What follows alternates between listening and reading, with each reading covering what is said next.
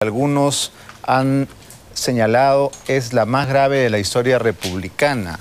Esta mañana se encuentran con nosotros 4 distinguidos congresistas.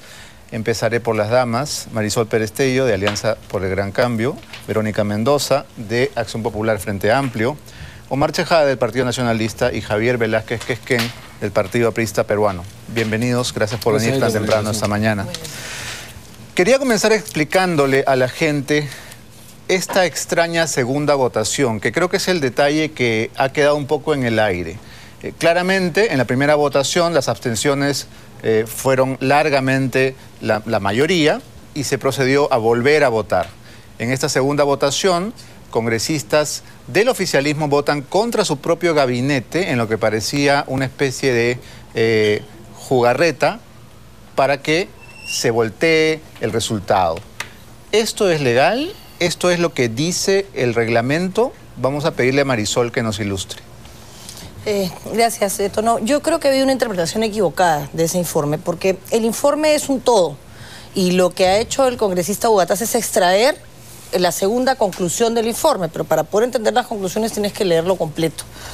Y lo que hace este informe es darle un valor jurídico y político a la abstención. O sea, te dice, mira, tú puedes estar de acuerdo, puedes estar en contra, o puedes decir, mira, ¿sabes qué? No me convences, no estoy de acuerdo contigo. ¿Qué significa exactamente la abstención? ¿Es el voto en blanco? Es el voto en blanco, que significa muchas cosas. El mensaje que nosotros quisimos dar el día viernes, y que creo que lo hemos dado con claridad, es, mira, lo que tú dices no me convence. Necesito definiciones políticas claras.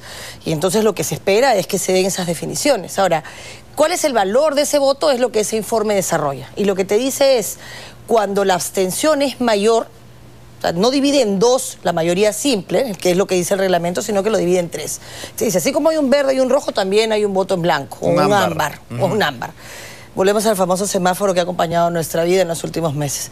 ¿Y qué cosa dice entonces? Cuando el voto o la abstención es mayor, o sea, 33, 33, 34, hablando de 100, por ejemplo, el mensaje que se ha dado es no me convence. Se puede votar tantas veces como sea necesario hasta que la balanza se incline o para el verde o para el rojo. Y eso puede ser en una sesión o en varias sesiones. El resultado de la segunda votación, Marisol, fue 42 votos a favor, 6 en contra y 73 abstenciones. Ahí no hay nada que interpretar. Se aplica la primera conclusión. Lo que pasa es que el congresista Hugatás aplicó la segunda sin entender que la primera es meridianamente clara. Ahora, esa es la primera definición que para mí tiene que darse en la reunión del día de hoy. Yo no tengo dudas. Y además el informe se explica por sí solo. Yo espero que lo podamos difundir para que la gente lo pueda leer y se dé cuenta que con el absurdo de lo que señala el congresista Hugatás, un proyecto de ley se podría aprobar con 2 votos a favor, 1 voto en contra y 127 abstenciones. No, parece una barbaridad, claro. Y no resiste ningún análisis jurídico. En todo caso, esa es una primera definición. Y es tan así que el propio congresista Otárola, el presidente del Congreso, dijo no se ha tomado ninguna decisión. Porque claro, hacerlo fuera de las consecuencias políticas que evidenciaban que necesitaron que su propia bancada votara en contra para tener, en una mala lectura, además del derecho, una aprobación, fuera de eso generaba una inestabilidad innecesaria, ¿no? Así que yo espero que eso sea lo primero que se defina hoy para poder entrar a los problemas que son en realidad los importantes. ¿Por qué 73 congresistas? ¿Por qué toda la oposición menos su aliado? Y un señor que está a puertas de que lo sancionen, que es el señor Llovera, son los únicos que respaldan un gabinete, ¿no? El presidente de la República pareció muy ofuscado en la madrugada, diciendo que el Congreso no había dado un mensaje claro, que el presidente del Congreso no había sido claro en lo que le decía al Ejecutivo. Sin embargo, 73 votos no son un mensaje claro. Es decir, si en una elección se produce eso, obviamente el voto en blanco tiene un peso. ¿Por qué Otárola pospone la sesión para hoy y no, digamos, da un veredicto, por decirlo de alguna manera? Porque no podía, ¿no? Lo que correspondía era que se posponga para hoy. Yo no lo hubiera hecho para hoy, hubiera esperado unos días para definir el tema de la votación. Para mí no hay nada que definir, pero para públicamente hacerlo y dar un par de días para que se tomen o se hagan los ajustes que se tienen que hacer. El pedido de la oposición tiene, por supuesto, independientemente de las legítimas exigencias de cada bancada en términos políticos, ¿ah? No, yo no hablo de negociar, hablo de exigir lo que consideran que es necesario. Como oposición teníamos líneas comunes y las líneas comunes pasaban por demuéstrame que crees en la democracia y entonces mantengo una línea clara de defensa de la libertad de expresión y de garantía de separación de poderes y pongo una posición clara en el tema de Venezuela. pongan en su lugar a Nadine y aclárame cuál es su posición y cuál es su rol, porque ya este enturbiar constantemente el ejercicio de gobierno, el gabinete Villanueva y la alfombra roja, que es anecdótica, la luz verde, que también lo es, pero que te reflejan un poder que no responde frente a nadie y una autoridad que se ve minada constantemente de un presidente de la República que necesita a gritos recuperar su liderazgo, me parece que no solo es una exigencia, le estamos teniendo un puente de plata al presidente de la República. Y hay otros temas que a mí me parece que son importantes, como quién asume responsabilidad política en el tema del pago Antauro, donde la ley dice con claridad que el responsable es el titular del pliego para poder hacer un pago. Vamos a ir a todos esos temas uno por uno, pero le doy la palabra a Verónica Mendoza porque ya han comenzado las conversaciones y hoy los diarios publican que tanto Solidaridad Nacional como Acción Popular Frente Amplio, que es la agrupación que representas, le darían el apoyo en esta tercera votación. ¿Ha habido conversaciones?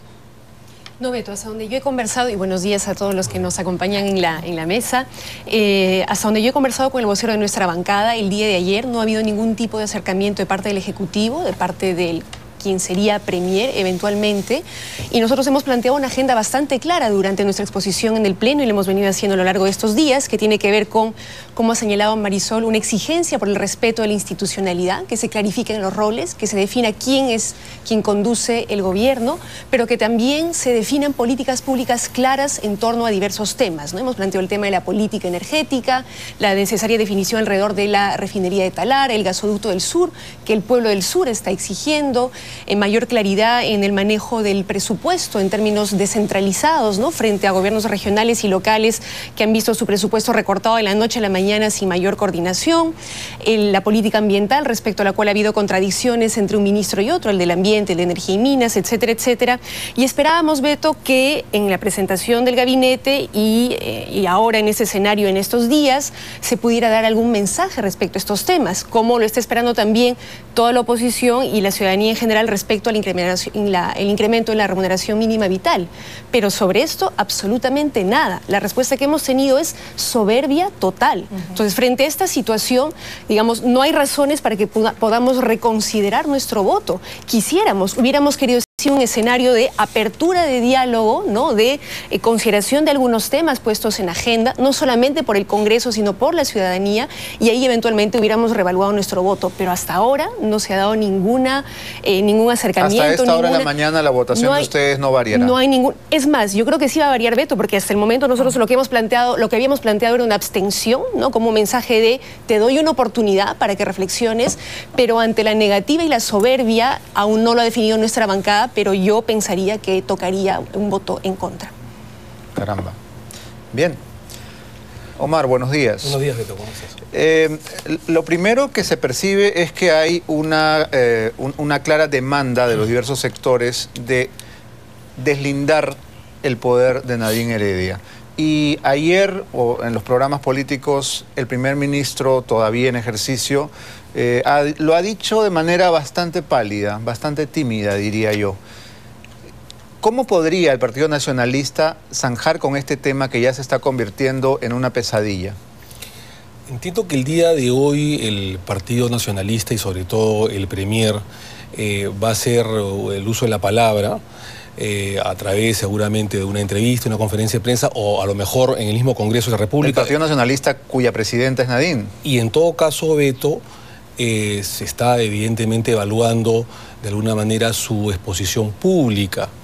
Pero yo te quiero decir que esta ha sido una demanda de algunos sectores políticos de la oposición, que podríamos denominarlos de alguna manera halcones, que sobreponiendo intereses partidarios o subalternos a los intereses nacionales o a los intereses de la patria, al desarrollo económico que viene surtiendo en el país mediante una buena política económica de este gobierno, han antepuesto esos intereses partidarios, subalternos, con relación al tema de la primera dama. Yo soy consciente que ha habido un impasse el día viernes, estamos en una crisis política, y creo yo que el día de ayer el primer ministro René Cornejo ha señalado que sí, que evidentemente se está evaluando esa situación y que el día de hoy, reflexionando, dando un gesto político, consensuado con los demás grupos políticos, va a salir a señalar claramente y haciendo un deslinde de las labores de la señora Nadine Heredia con las labores del primer ministro, que es el único coordinador entre su gabinete y el presidente de la República y el pueblo peruano, ¿no? Bueno, eso es lo que todos desearíamos, pero no es la verdad. La oficina de Nadine Heredia está al costado de la oficina del primer ministro. No tiene... Cuando uno va a visitar a Nadine Heredia, y yo he acudido, como muchos periodistas lo han hecho, va a la PCM. Ella despacha en la PCM. No tiene una oficina, Beto, no tiene un ambiente de la señora Nadine Heredia. Perdóname, pero yo he estado ahí. Y yo también. Y en repetidas oportunidades, evidentemente no te va a atender parada, no te va a atender de pie por un tema de respeto. Y tiene probablemente, un escritorio, tiene sillones, una laptop, parece una oficina. Beto, probablemente cuando te haya atendido, y lo haya hecho seguramente de la manera más cortés, haya pedido permiso o le haya pedido a la oficina en ese momento al secretario o al administrador de Palacio de Gobierno de la PCM. Pero no es que la oficina sea de ella. No tiene oficina constitucionalmente la primera dama porque es un cargo honorífico. No es cierto. Sí tiene oficina. Yo te estoy diciendo que no tiene ninguna oficina. ¿Cuántas veces te has citado a Nadine Heredia con quien, dicho sea paso, no te llevas tan bien? No, me llevo bastante bien. Me llevo bastante bien con ella. ¿Seguro? Seguro, con toda seguridad. Y con bastante aprecio, además. ¿Y el tuit de caminar derecho no implica que...? Independientemente de ello, mi querido Beto, ella no tiene una oficina en Palacio de Gobierno. Sí, tiene una oficina. Sí, es probable que en ese momento le hayan prestado una oficina para poder atenderte, porque no te va a atender de pie, por un tema de cortesía. Pero no es verdad, pues, Omar. A ver, no vamos a discutir. Ese es un detalle, finalmente. Si tiene oficina o no tiene oficina, es secundario. El tema es que tiene el poder. Y que el primer ministro puede salir a decir, a partir de mañana no va a tener poder, pero eso será un saludo a la bandera. El tema es que hay una situación inédita en la historia de la República, en el país, que no ha habido una primera dama que al mismo tiempo sea cofundadora del Partido Nacionalista, que sea presidenta del partido de gobierno. Que es el único partido que tiene presidenta, porque todos tienen secretarios generales. Y que tenga una labor bastante activa y que su opinión se importe, porque ella es, repito, cofundadora del Partido Nacionalista y no ha habido en las otras primeras damas, ni en Clorinda Málaga de Prado, o en María Delgado de Odría, o la señora Violeta Correa, que en paz descanse, o la señora Carp, o la señora Pilar Nores de García, alguien que además de ser primera dama, sea al mismo tiempo activista política, presidenta de un partido en ese momento de gobierno, y que no solamente tenga funciones de primera dama. Pero independientemente de hoy, hay que reconocer que estamos en una crisis política, que hay un buen gabinete de técnicos, de personas preparadas, de personas intachables, pero que independientemente de ello ha habido una discrepancia y un baloteo por parte del Congreso de la República, que estamos en una situación de limbo, de indefinición, y que el día de hoy tanto los partidos que han votado por esta indefinición, como por supuesto la presidencia del Consejo de Ministros, tenemos la obligación de ponernos de acuerdo, de zanjar discrepancias por el bien del país. Pero has comenzado diciéndoles halcones.